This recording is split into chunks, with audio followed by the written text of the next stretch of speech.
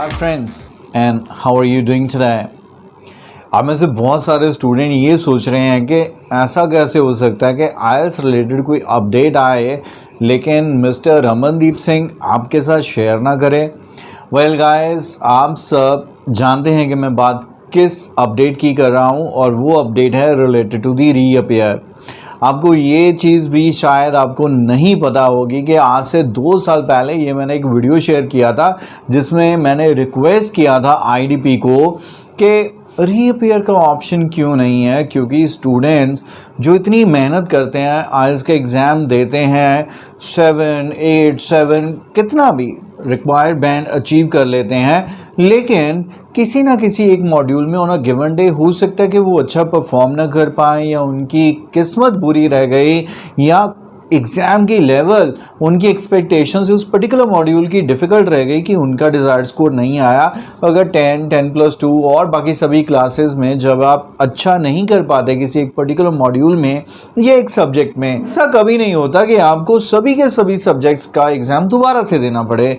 तो आईएलटीएस में भी तो कुछ ऐसा होना चाहिए और ऐसा कुछ शायद आईडीपी सोच रहा है, क्योंकि एक इमेज काफ़ी वायरल हो रही है, ऐसी कुछ दिख रही होगी आपको जिसमें श्योर हो रहा है कि आपको रीअपियर का ऑप्शन है और इसकी कुछ पर्टिकुलर अमाउंट आपको फ़ी पे करनी पड़ेगी।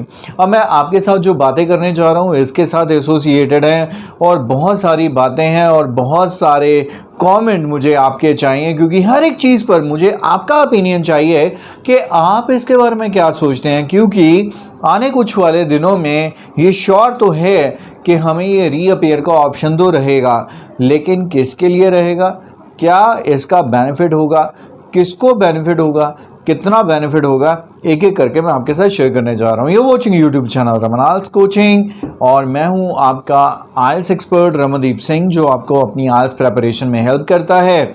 अगर सब्सक्राइब नहीं किया तो सब्सक्राइब कर लीजिए और वीडियो अगर अच्छा लगे तो कमेंट सेक्शन में कुछ कमेंट ज़रूर दीजिएगा और लाइक बटन प्रेस करना है, ये आपको पता है। रीवैल्यूएशन चारों मॉड्यूल्स के लिए ओपन रहता है कि आपकी मर्ज़ी है कि आप कितने मॉड्यूल्स का अप्लाई करना चाहते हैं, फ़ीस सेम रहता है, लेकिन क्योंकि अभी हमारे पास इसका ऑफिशियल नोटिफिकेशन नहीं है, for that reason we can not say surely कि क्या एग्जैक्टली जो अमाउंट शो हो रहा है 12,400 क्या वो एक मॉड्यूल होगा या मल्टीपल मॉड्यूल्स का होगा। मुझे लगता है एक मॉड्यूल का होगा, आपको क्या लगता है? क्योंकि अगर मल्टीपल मॉड्यूल्स का होगा 2 या 3, क्योंकि at the end of the day एक मॉड्यूल में तो स्कोर आ ही जाता है, दैट मीन्स एक स्टूडेंट बड़े आराम से 3,000 बचा लेगा, 15,500 की बजाय 12,400 पे करेगा। ऐसा आईडीपी होने नहीं देगा।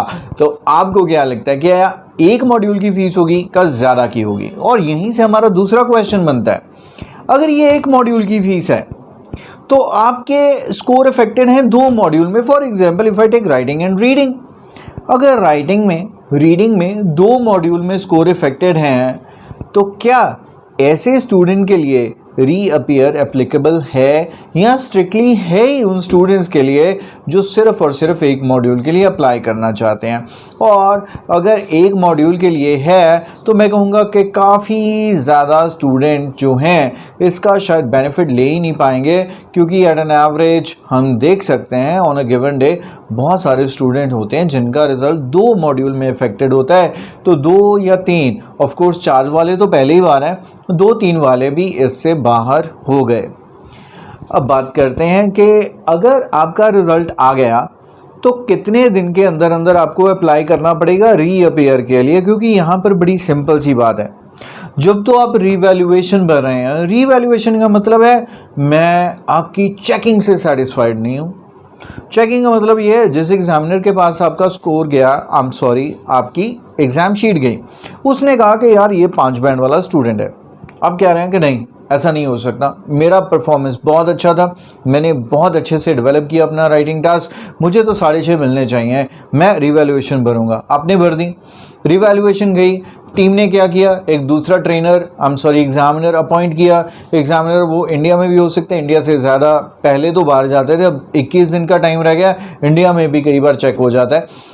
तो अब 21 दिन के अंदर अंदर जो दूसरा एग्जामिनर चेक करेगा आपकी टास्क को, तो वो रिवैल्यूएट करके देखेगा यार ये तो ज़्यादा अच्छा स्कोर डिजर्व करते हैं, इसको ज़्यादा देना चाहिए।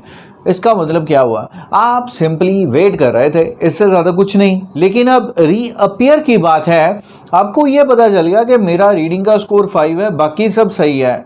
तो अभी क्या करना पड़ेगा, आपको अपनी परफॉर्मेंस को इम्प्रूव करना है, क्योंकि आप सिंपली वेट नहीं कर सकते हो। आपको ये पता है कि मैंने दोबारा एग्ज़ाम इस पर्टिकुलर डेट का बुक किया है, तो इस डेट को अगर मैं एग्ज़ाम के लिए जा रहा हूँ तो मुझे बेटर प्रिपेयर करना है।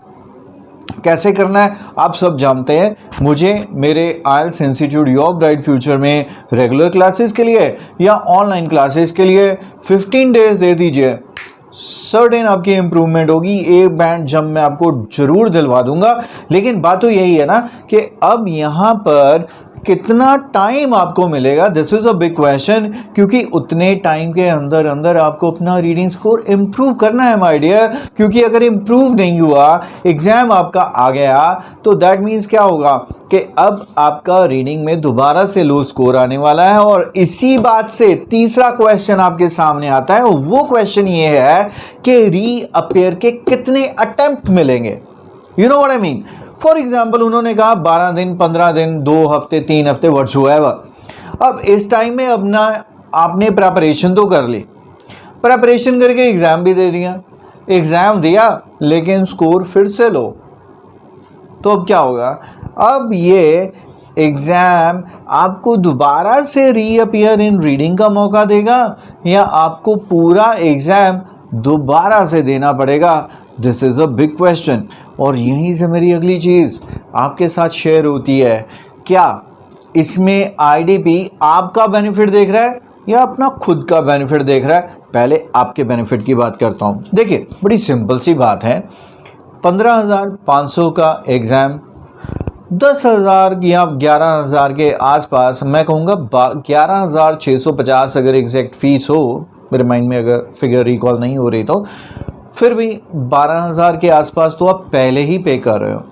12,000 में आपने देख लिया रिवैल्यूएशन का कुछ नहीं बना, या आप सोच रहे हो कि यार रिवैल्यूएशन फिल करूं या ना फिल करूं। अब इस सिचुएशन में क्या हो रहा है, आप 15,500 का एग्ज़ाम भर रहे हैं, लेकिन रीअपियर का मतलब ये है कि आपको एक पॉजिटिविटी आ रही है कि यार मेरा स्कोर लो रह गया, मैं एक्सेप्ट करता हूँ कम रह गया, अब मैं क्या करूँगा, अपनी जीन जान लगाकर अपनी इम्प्रूवमेंट कर लूँगा, so that on a given day if I take the test this time I am going to score higher. And if you do that, आपका स्कोर रीडिंग में इम्प्रूव हो जाएगा, you are going to save 3,000 bucks.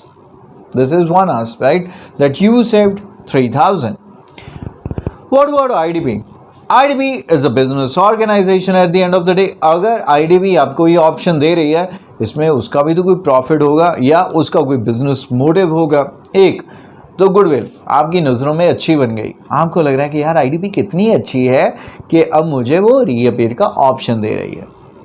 दूसरी चीज़, IDP का कितना workload बच गया आप नोटिस कीजिए। पहले वो आपका रीडिंग, राइटिंग, स्पीकिंग, लिसनिंग सब कुछ ले रही थी, अब सिर्फ उसको रीडिंग या राइटिंग या स्पीकिंग, लिसनिंग तो मैं कहूँगा कोई देगा नहीं रीअपियर।